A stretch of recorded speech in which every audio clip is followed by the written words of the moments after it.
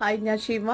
ഈ ഒരു സ്പെഷ്യൽ ചെമ്മീൻ കറി ഒന്ന് ഉണ്ടാക്കി നോക്കിക്കോളൂ കേട്ടോ. കൊച്ചിയിൽ നമുക്കിത് ഏറ്റവും അടിപൊളിയായിട്ട് ഞങ്ങൾ വീട്ടിലുണ്ടാക്കുന്നതാണ്. അപ്പോൾ 3 സവാള എടുക്കുക, 2 പച്ചമുളക് എടുക്കുക, കുറച്ച് ഇഞ്ചിയും കൂടി എടുത്തിട്ട് നമ്മൾ വെളിച്ചെണ്ണ ഒഴിച്ചിട്ട് അതിലേക്ക് ഇട്ട് കൊടുക്കുക. എണ്ണ ചൂടാകുമ്പോഴേ ഇട്ട് കൊടുക്കാൻ പാടുള്ളൂ. അതിനുശേഷം നന്നായിട്ടൊന്ന് വഴറ്റിയെടുക്കുക. ഒരു ഇത്തിരി കറിവേപ്പിലയും 2-3 കാന്താരി മുളകും കൂടി ഉണ്ടെങ്കിൽ സൂപ്പർ ടേസ്റ്റ്.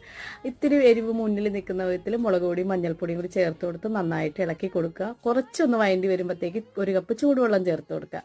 അതിനുശേഷം ഇതിങ്ങനെ മൂടി വെച്ച് വേവിച്ച് കഴിയുമ്പോൾ ഈ ആവി ഇങ്ങനെ വരുമ്പോഴല്ല, ഓഹ് എൻ്റെ പൊന്ന് സാറ് എന്ന് പറയും. അതിനുശേഷം നമ്മൾ എടുത്തു വെച്ചത് ചെമ്മീൻ്റെ വെള്ളവും ചെമ്മീനും കൂടി ചേർത്ത് കൊടുത്തിട്ട് ഒന്നും കൂടി മൂടി വെച്ച് വേവിക്കുക കേട്ടോ. പിന്നെ നമ്മുടെ വീട്ടിലുണ്ടാവുന്ന ഒരു തണ്ട് കറിവേപ്പിലയും കൂടി ചേർത്ത് കൊടുക്കുക കേട്ടോ. വായിൽ വെള്ളം വരുന്നുണ്ട്, അതുകൊണ്ടാണ് തെറ്റിപ്പോണം കേട്ടോ.